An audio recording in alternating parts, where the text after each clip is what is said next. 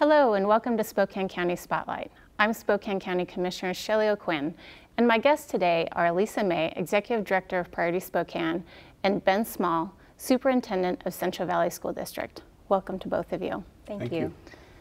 Recently, Spokane County was named as one of 6 communities in the nation to receive the Robert Wood Johnson Foundation's Culture of Health Prize of $25,000. But even more importantly, we received national recognition of our efforts to improve the community's health by addressing a specific root cause issue, school dropout rates. This highly collaborative effort involves partners from every sector of the community and actually began several years ago. So I welcome you in joining me today in this conversation as we talk through the last several years into our success as a region and being nationally recognized. So as you're both aware, Priority Spokane had its history starting almost pre-2009, though officially 2009, and when the community decided to get together and have a conversation about what would be a regional priority. This was prior to me being commissioner. I was involved in those initial conversations, and we took a look. We formed task forces that talked about education, economic development, environment, transportation, and public safety. And through hundreds of community meetings and conversations, unanimously, each task force decided that if we wanted to move the needle on all of the indicators in each of those categories, that addressing education was the way to do it. So education was selected as our top priority, and then that's where Alisa May joined us as the Executive Director of the newly formed organization. So Alisa, I'm going to let you pick it up from here and start talking about the rest of the story. Wonderful. I was hired in 2012 and began focusing on education. And one of the things that I learned and that we've collectively been learning more about is education's relationship to income and health. More education is directly linked to higher income and to better health. And if you want to build a culture of health in your community, which I know we all do, education is a key focus on that. We had the opportunity through the Spokane Regional Health District to use great data that they've put out in their Odds Against Tomorrow report to show some of the links between education and health. Can you give us some examples of that relationship? I would be glad to. For instance, people with people with less than a high school education are twice as likely to have cardiovascular disease as people who have advanced education, a BA or higher. Women with less than high school education who give birth to babies, those babies are 2.5 times more likely to die before their first birthday than for women who have a college education and above. So there's a clear link between education and health. Most people wouldn't make that connection between education and health, but it's obviously, by the sad statistics, it's important that we have this focus. So talk about some of the, what was next? As they recognized that education was the important piece and its relationship to health, what happened next? We are a very data-driven community across our sectors, so using the Odds Against Tomorrow report was one example of data. Another was a research study that was done around Spokane Public School students by Mary Beth Celio, that we refer to as the Celio report, that determined that there are risk factors you can identify in elementary school, middle school, and high school that will predict whether a student is likely to drop out of high school before he or she graduates. One of the factors that was most startling to us was what happens at the middle school level. It was determined that only 4 or more unexcused absences, that child had a 25 or 30% chance only of graduating from high school. It was huge. Wow, and isn't it, under the Becca law, it's actually 10 unexcused absences that triggers, typically trigger school district involvement. Is that correct? Yeah, and I think that one of the things that you hear is the statistics. Some of the stuff we know intuitively, and sometimes it takes statistics to get people to move the data that says that here's the link.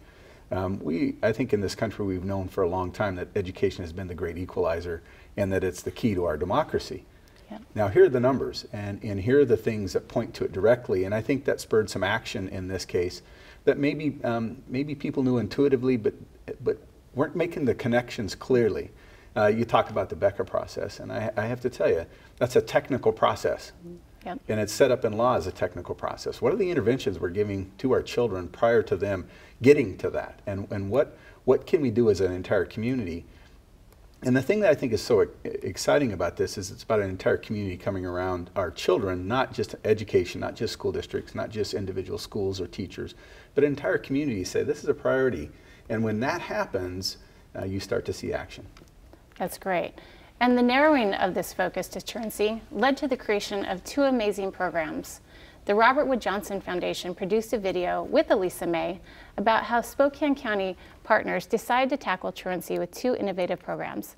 Let's take a look at part of that video. The early warning system is a most remarkable tool for schools to use. And we can see the percent of students with 4 or more unexcused absences. It allows the administrator to pull up records on a whole school or on an individual student and immediately see how the student is doing in different risk factors, like missing school for a 7th or 8th grade student. We are just here because we care about you and you being successful.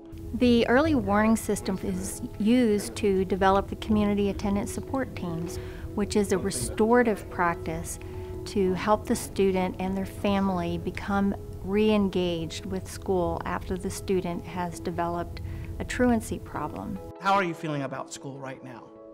There's kids that like to pick on other kids, and it's happening almost every day. This is not only helping the family, but it's making use of the community partners who sit around the table and are an integral part of that process.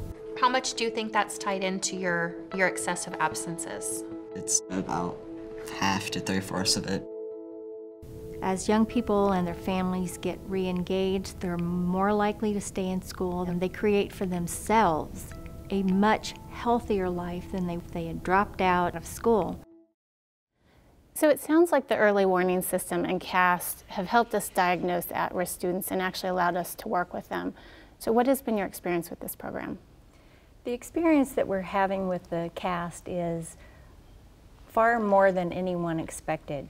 We created it to give the schools a tool that they can use, a restorative tool to address truancy.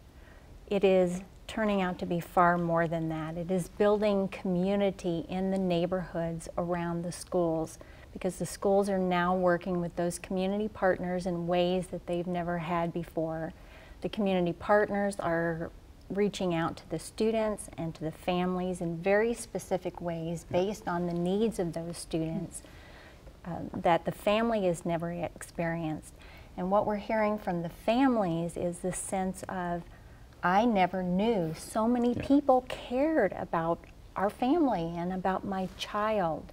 And it is truly making a difference to have that sense of community, which is one of the main factors that you look for when you're building a culture of health. And I know that this program was initially piloted in Spokane Public Schools, but Ben, has it had wider impact? Absolutely has wider impact, and I think the school districts in this region are really thankful for the work that was done in Spokane Public Schools, and to the point where the early warning system was built into the statewide data system called WSIPSI, which and Skyward system, which now is available to all schools. So the data system is there now for more of our kids in this region, and it's being used by that. You know, you talk about the power of a family seeing an entire community around the table. I think is one of the things that has made a huge difference in this as related to other interventions. And you know, you get an individual student sitting there with a teacher, and oftentimes the individual student is tired of hearing the teacher. Then they get tired of hearing the principal. But when it's said by a community member, by a professional in the community, by somebody else, an elected official, it starts to soak in. And they start to say, okay, I get it now. So let's switch gears for a minute. The Robert Wood Johnson Award and application that we put in actually highlighted several programs. And so truancy, the CAST program, early warning system was one piece, but we also highlighted Spokane Valley Tech, which, Ben, I know you've been intricately involved with. Absolutely. So what can you tell us a little bit about the innovative programs and focus of Spokane Valley Tech? Well, here's what we know. We know from our community in the Spokane Valley that our parents and our students are looking for relevancy in their learning. And we also know that STEM, science, technology, engineering, math are big fields that are necessary in this community for our workforce, but it's also necessary for our kids to be successful into the future. And so what we've done is taken this notion of relevancy in STEM and putting it together so that students are connected to a career, connected to their pursuit after high school. So for example, engineering is done in a way that is very much application-based. Computer science, application-based, but connected to the real world. So our kids are getting a notion of what they're going to be doing after they leave high school. That creates persistence. When you have a clear understanding of what it is that you want to do, when you get up against those tough classes, when you get to the university level, you're more likely to persist. And this isn't just me talking. There's a little-known university on the East Coast called Harvard that really has pointed to this as one of the issues that we have, a disconnect between what we want our students to do post-secondary, post-university level. And we can make that clearer, the more likely they are to persist, the more likely they are to be healthy, more likely are they to return to our communities and be very productive. That's what Spokane Valley Tech is about. It's a collaboration. We have 4 other Valley school districts that are involved. It's open to all students in the region. But we think we're making a difference as our students experience school in a different way. And you mentioned collaboration with the other school districts, but just as with the CAST and early warning systems, there's been collaboration with the community. We've had some great partners joining us as we've worked and moved Spokane Valley Tech forward. Do you want to comment just a little bit on the partnerships that we've had? Absolutely. I think you look at the Avista Corporation, we have the Avista Center for Entrepreneurship, where a student can actually bring a business idea to school, create a business plan, and that business plan can be launched with support of the Avista Fund. I think you look at Wagstaff, you look at our Alltech, you look at our manufacturing firms, you look at the partnership with WSU and our biomedical program, our engineering programs at WSU, Eastern Washington University, people coming together to do something different in a way to strengthen the educational programs for our kids. So the key thread through these is the fact that it has been a community partnership, that we have worked together as a community across sectors, whether it's government, nonprofit, education, business, to not only move the needle on education and health, but to also move it on the economy and economic development, making sure we're preparing our future workforce. So what have been some of the results? I know that several years ago there was a 1 in 3 campaign, and there was a huge negative outcry about the fact that we had this dropout rate in the Spokane community. And we recognized that that was an issue for our community. But I think we have some great statistics to now share with our region about how we have moved the needle through these partnerships and collaboration. So we want to talk about some of the data and the results? I would be happy to, and I'll speak a little bit about Spokane Public Schools and then hand it off to Ben to talk a little bit more about the county schools. In 2006, Spokane Public Schools had a graduation rate of 59%, less than 60%. So that's where you're referring to the 1 in 3 dropout.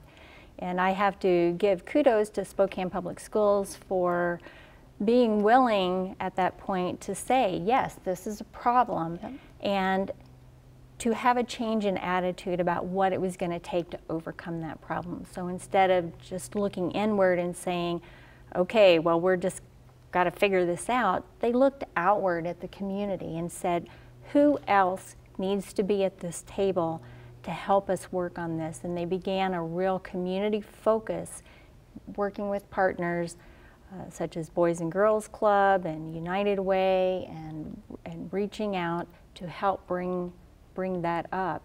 And now I'm very happy to report that they sit at 79.5%, just under 80%, which is a tremendous progress in 8 years, and are well on their way not only to continuing to raise that graduation rate, but now also having this emphasis that Ben's talking about, that students need to be ready for a technical 2-year or 4-year degree, not just pass high school graduation.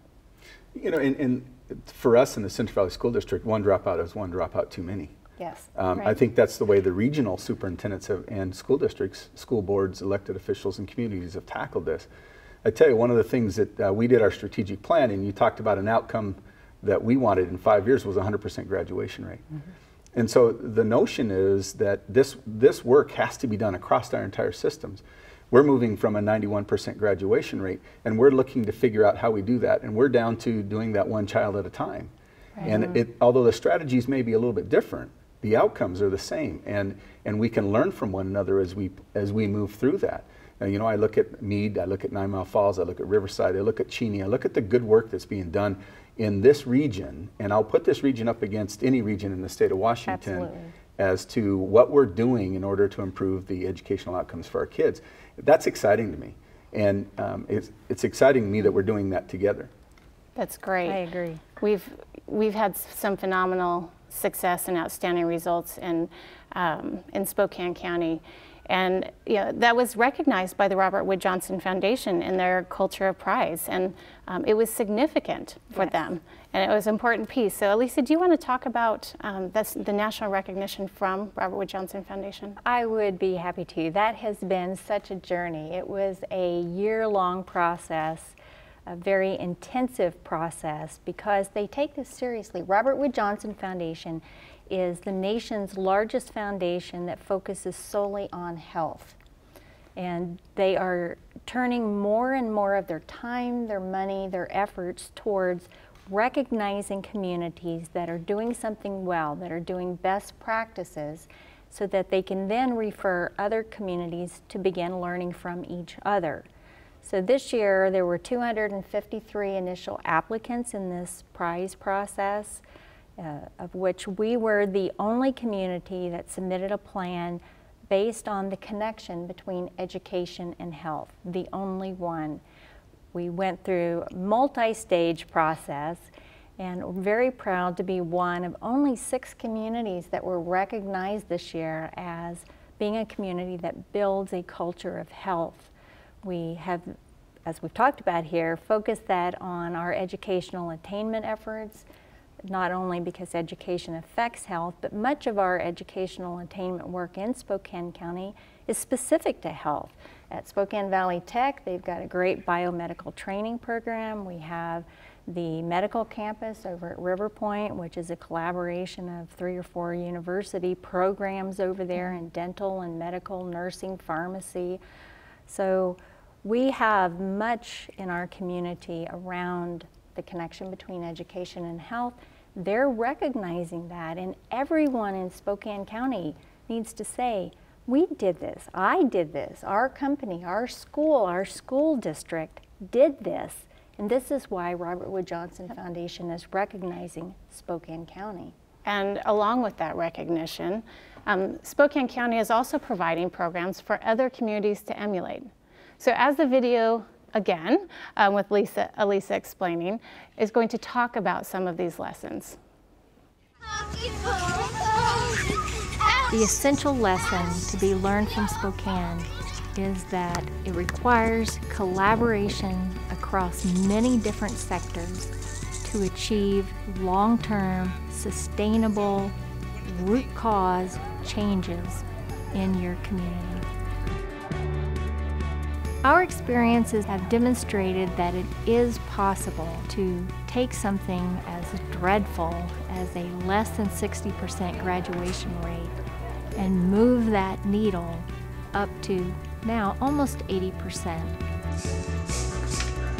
I am excited to see what Spokane is going to look like at the end of the next 5 or 10 years because of the efforts that are underway now.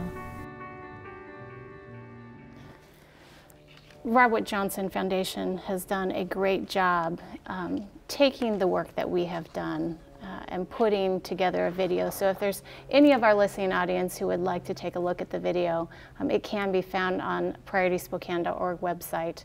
We'll also find a link to it on Spokane County website. But they've done a great job of taking the work that we have highlighted here on our show and more. There are a couple of other programs that were highlighted, which I'd like to have you go ahead and talk about as well, because it's important that we not only take these lessons that we've learned in our community and share them out, which is the goal of the foundation, as we create a culture of health, not only in our own community, but also nationwide. But then also we have the opportunity to look at the 5 other communities that were recognized along with us and look at how they are moving the needle on health in their communities. So Alisa, could you just give us a little bit of overview of some of the other programs that we highlighted in the rest of our application? Yes, I would be happy to. One of the areas that we highlighted was adverse childhood experiences, which is chronic sustained trauma that children receive at home or before they're in their developmental years, that has actually an impact on changing their brain development. And when they come to school or when they're out in other places, sometimes these behaviors are disruptive in the classroom. So it's important that the teachers and the caregivers and the administrators understand what's happening in the child's life and how to appropriately react to these kids when they get to school. One of the things that's happening in Spokane County is that we're providing that training to our teachers and our child caregivers, which is not something that is a norm across the country. Ben, I'm sure that you, as a superintendent, and having been a principal and a teacher prior, understand the importance of this work. Absolutely. I think every child brings a barrier to a learning environment. And it's our job as a teacher, as a principal, as a superintendent, as an entire community to break those barriers down. By breaking the barriers to learning down, children will learn. And oftentimes we assign maybe intelligence, maybe we assign ability, and we assign maybe a lower floor or a lower ceiling for our children who come from trauma or come from poverty. And this is about breaking those barriers down and creating access to the learning environment for these kids. And when you do that, the playing field is leveled. And I have to say that trauma is something that it comes to our schools across all socioeconomic status. And it's an understanding of that, and an understanding it could be a divorce situation, it could be a situation of even a bullying situation, those types of things that come into our schools. And when we effectively break those barriers down, our kids will learn and can learn, and they can learn at high levels. That is so true. And it's important as we talk here today, and I want to make sure we emphasize this, that these are not programs of Priority Spokane. No. Or of Central Valley School District, or of any particular organization. No. They're all different initiatives by different organizations, and as a community, we have come together towards common goals around education, around improving the health of our community.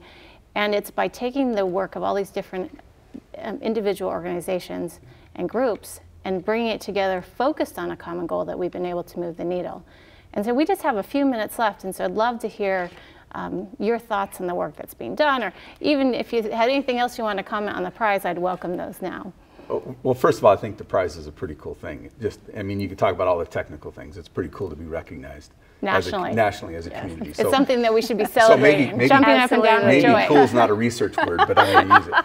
Cool is a good thing. I think the thing that I truly believe as a leader in education is that when you create a compelling vision, you don't have to beat people up with negative statistics. Create a compelling vision of where we want to go, and this community will come around it. And I think that's been the work. I think the thing we have to do now is not rest on our laurels, not say, okay, we've got these innovative programs. What's the next thing we're going to do? And what do we take on as this community? And keep that vision forward for us, because it is through these efforts that I think this community creates a workforce, this community creates an environment where people will locate, our jobs will be located here because of our talent pool.